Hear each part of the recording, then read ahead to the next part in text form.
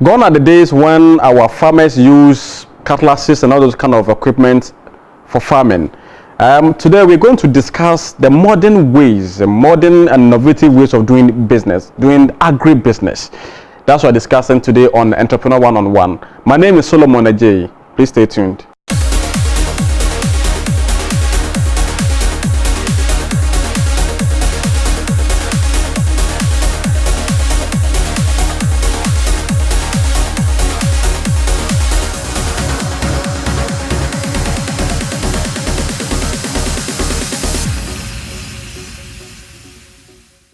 We have Emmanuel and Sam Profi from Trotro Tractor, and then we have Maud Ajele Ashon from Agribusiness, right? Agribusiness Company Limited. Maud, let's start with you. Tell us about yourself and your business. I am a lecturer by profession. Okay. I work with University of Professional Studies, Accra. I'm in the IT department. Okay. An advocate for the girl child in going into the field of technology. I know why we are here. We are here because of our Agric. Sure. I'm an owner of Agribusiness Company Limited, where we produce mushrooms and green pepper for the past 4 years on small scale. But then it's something we've been able to make sure those in the locality have access to and even come for over the years. So that's what I have been up to. Nice one. So why the name Agribusiness? Agro has to do with Agric. Hopefully we might expand into other things. Okay. Mash is more Ashon. Also the mash is your name, Maud Ashon, so Agribusiness. Yes. Oh, okay. It sounds like a mash cake or something, like a mash cake, that kind of thing. It sounds like a mash cake. Anyway, so Maud, you said you'll be 4 years old now. Yes. Right. Why did you choose to go into mushroom and green pepper production? Mushroom production for me is not difficult. Really? Yes. All you have to do is to get the structure and make it, dark and moist. Get the compost, which people produce. All you have to do is to get the compost. You could have the compost, but if you don't put it in a good condition, the right environment, you might not get maximum value for your compost. Therefore, you get those composts, you put them in those structures, make sure they are watered daily, and then make sure the temperature is right, you get enough. And you should also realize that mushroom is something that you have to make sure you have a market for. So anytime you plug them, it has to go directly to the market. So the idea is that it's small, so at least I have market share in my locality, which is daily, and you have younger people who will come over, pick them up, go and sell, also have their returns, and then I know one day it would expand. But is there market for it? Yes, there is. Really? Yes, there is. People I've realized Ghanaians now have interest in taking mushrooms. Maybe now we become a bit more nutritional conscious, and we're adding that. But how different is these mushrooms that you produce in your home per se to the original mushroom that we know that grows in the bushes? Here, for me, I see that since in preparation of the compost, when they bring it, they make sure that the needed nutrients are in there. So for us, when you say different, I've not seen the difference in taste. For me, I have not seen the difference in taste. It tastes the same as the original one that we know? It does. It does. Are you I'm sure maybe serious? our taste buds are different, but the taste are the same. Really? But for me, what we are supposed to be interested in is the nutritional value. And here you have control, in a way, knowing that you have all the nutrients you need in your vegetable. Yes. That's great. So how is your work, in your home?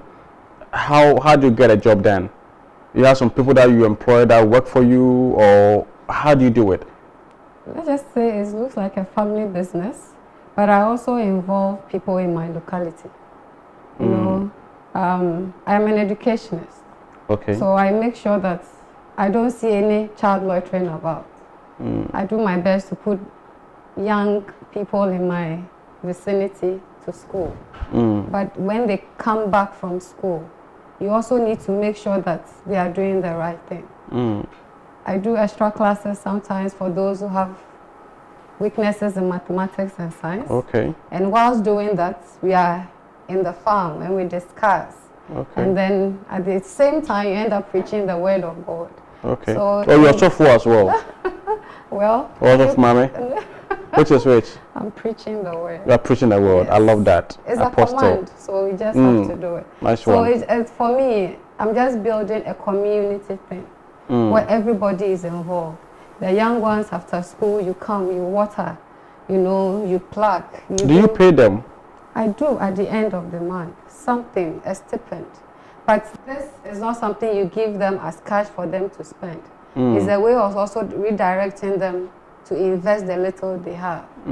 So you realize that at the end of the 3 months, every 3 months, there's something they have which they can use to even help with their school fees. So it's just a community thing. Wow. So you see that everybody gets involved. So let me say, in case I'm not available, I know that everything will be fine. At least you're creating impact. Yes. Right, so Ima, what exactly are you also doing? Well, I'm a farmer. A proud one for that matter. So I run tractor, which is using technology to make tractors available, accessible, and affordable to smallholder farmers, just like Uber. I mean, in Ghana, you don't actually need to own a car. Now, it is a sharing economy. You don't need to own a car before you travel, before you move from one point to the other. The same way we want to encourage farmers, or we bring in the same facility to farmers, that you don't necessarily need to own a tractor before you can increase productivity. Mind you, there's no way we can develop when we're still using cutlass and hoe. Those ones should be sent to the museum. You think so? Yep.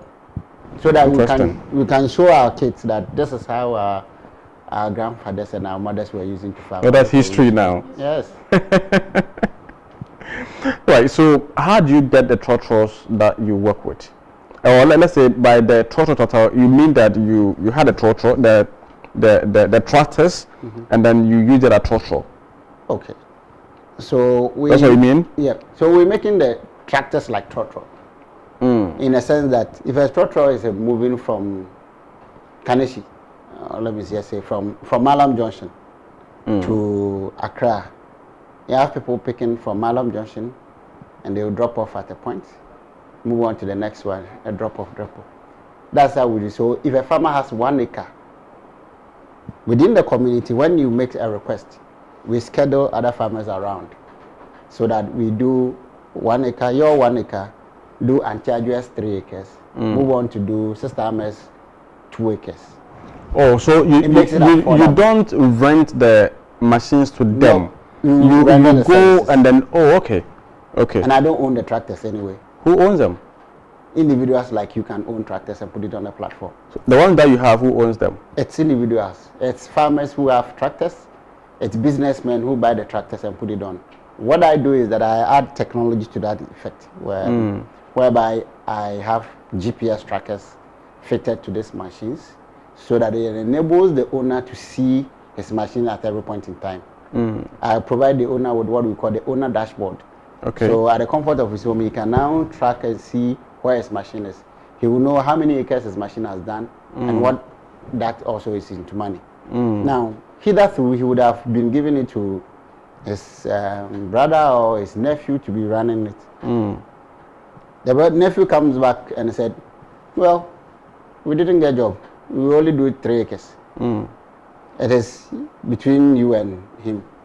But with tractor, when the farmer make a request using our short code, which is a *714*85 hash, everywhere in Ghana, he can request for the tractor, schedule when the tractor should come, pay with mobile money.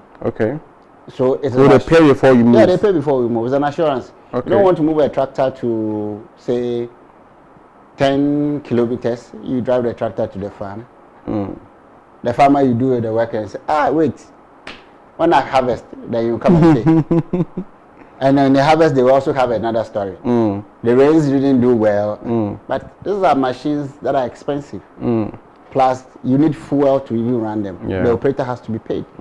So for a farmer to be able to commit themselves, then you know that it's ready. Ahead of time. You pay ahead of time. But like you want to fly to Europe, you buy your ticket, you pay ahead of time. Exactly. So if I understand you well, you don't own tractors, but you manage tractors for people. Yes. All right. So if I have a tractor and I want to connect. Okay. If I have a tractor and I want to put on your platform, how will I do it? We just sign you up, what we call the owner onboarding. We onboard you. Okay. But the tractor has to be first to be inspected to see whether it meets. You don't want a tractor that it comes onto the field and then it will break down in 2 minutes. Then you need an operator. So if you have an operator, fine. If you don't have an operator, we assign you an operator. Okay. But you pay the operator monthly. Okay. And then once we fit our GPS trackers on the tractor GPS, that enables you, or then we create an account for you, so that you can see your machine even on your mobile phone. Then we do the collections. So when the farmer pays, the money comes to us. When the job is done, before we release payment. We don't want to pay the tractor owner, then the machine will break down in the middle of the work. Then you have the farmer going out of the season. So we do those. So we just sign you up, and then you then tell us how you want your money, which is they want it on a weekly. So all the job that your tractor has done on a week or monthly basis. So based on your preference.